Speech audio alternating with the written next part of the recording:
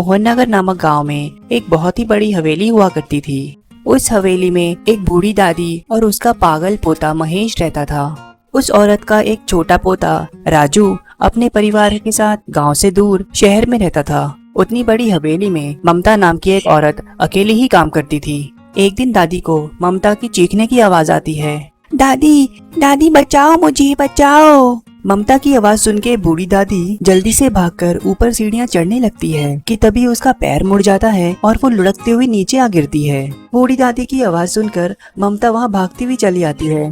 दादी, ये क्या हुआ आपको? ये आप कैसे गिर गए? ममता जल्दी से दादी को अपने कमरे में ले जाती है और डॉक्टर को फोन करती है। डॉक्टर देखता है तो पता चलता है कि दादी को बहुत गहरी मोच आई है। देखिए, आपको बहुत गहरी चोट लगी है, इसीलिए आपको दवाई के साथ थोड़ा आराम भी करना होगा।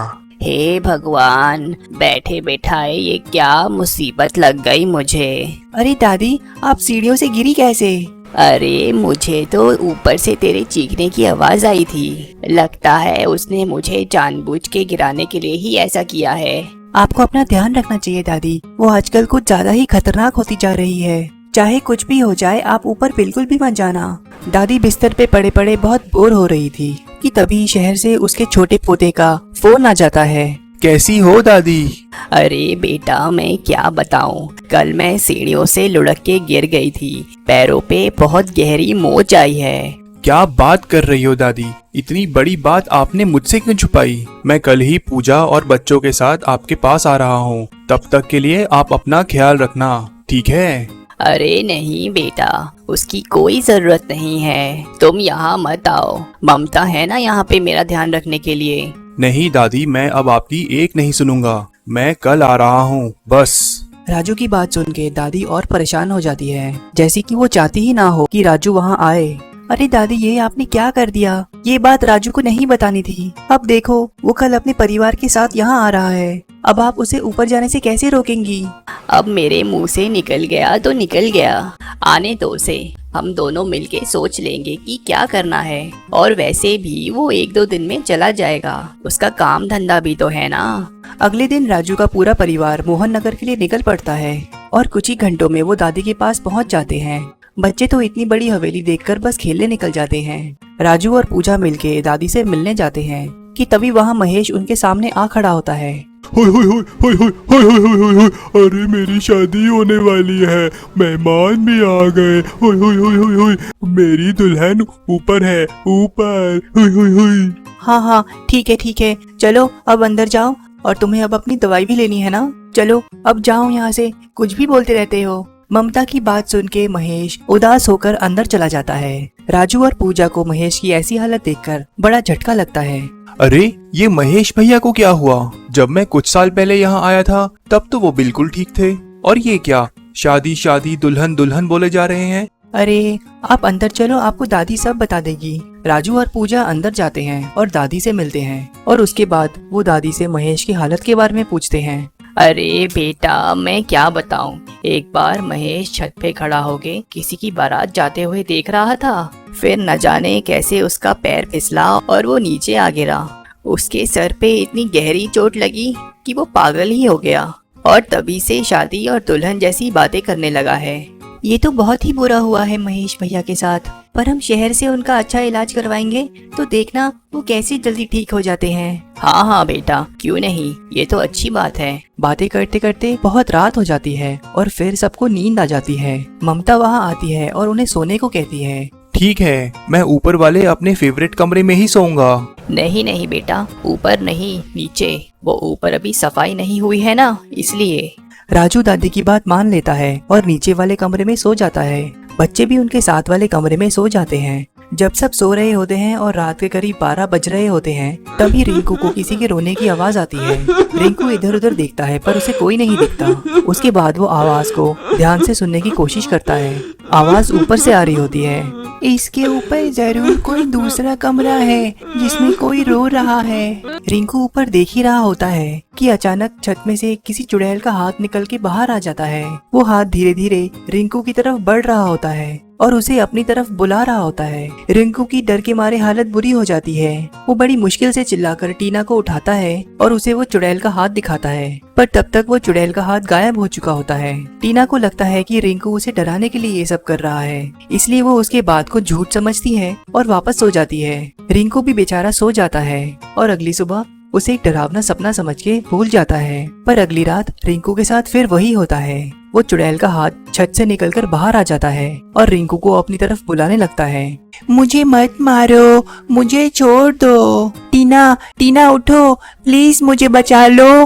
रिंकू डर के मारे पीछे चलता रहता है और उसका पैर फिसल जाता है और वो बड़ी बुरी तरह फिसलता है। रिंकू का सर फर्श पे लगने ही वाला होता है कि चुड़ैल उसका हाथ पकड़ लेती है और रिंकू को चोट से बचा लेती है। उसके बाद वो हाथ फिर से रिंकू को अपनी तरफ बुलाने लगता है। इसने तो मुझे चोट लगने से बचाया है, मतलब ये किसी भली चुड़ैल का हाथ है जो मुझे मारना नहीं चाहती, लेकिन मेरी मदद जरूर चाहती है। रिंकू को डर तो लगता है, पर वो फिर भी चुड़ैल के हाथ को पकड़ लेता है और वो चुड़ैल उसे ऊपर खींच लेती है। रिंकू एक अंधेरे कमरे में खड़ा होता है और उसके सामने एक चुड़ैल होती है। चुड़ैल को देखकर रिंकू की हालत बुरी हो जाती है। अरे चुड़ैल, ये तो चुड़ैल है, ये तो मुझे मार डालेगी। और ये मैं कहाँ आ गया? ये किसका कमरा है? और तुमने मुझे ऊपर खींचा है ना? प्लीज मुझे छोड़ दो, मुझे जाने दो। नहीं, कभी नहीं। अब तुम्हें मुझे यहाँ से आजाद कराना होगा, तभी मैं तुम्हें छोड़ूंगी। आजाद? पर कैसे? और तुम्हें यहाँ कैद किसने किया? उसी बुढ़िया ने जिसका पैर मैंने तोड़ दिया। अरे वो तो मेरी परदादी है, और वो तुम्हारे साथ ऐसा क्यों करेगी? वो तो बहुत अच्छी है। अच्छी? और वो उसी की वजह से तो आज मेरी ये हालत है, वरना मैं भी आज महेश के साथ खुश रह रही होती। चुड़ैल की बात रिंकू को बिल्कुल समझ नहीं आती। वो तो सिर्फ बाहर जाने की जिद करता रहता है, पर चुड़ैल उसे कहीं भी बाहर नहीं जाने देती। अब अगले दिन सब रिंकू को ढूंढने लगते हैं, पर रिंकू का तो कुछ पता ही नहीं चलता। दादी और ममता ये समझ जाते हैं कि ये उस चुड़ैल का काम है, पर उन्हें ये समझ नहीं आता कि वो सबको क्या बोले और रिंकू को कैसे बचाए। अब बस ढूंढने के लिए एक ही कमरा बचता है, वो था ऊपर वाला कमरा। राजू ऊपर जाने लगता है तो ममता उसे रोक लेती है और बहाने मारने लगती है। अरे आखिर तुम लोग मुझे ऊपर क्यों नहीं जाने देते? ऊपर जाने में दिक्कत क्या है? मेरा बच्चा खोया है, मैं ऐसे हाथ पर हाथ धरे नहीं रह सकता। मुझे रिंकू को जाकर ढूंढना होगा।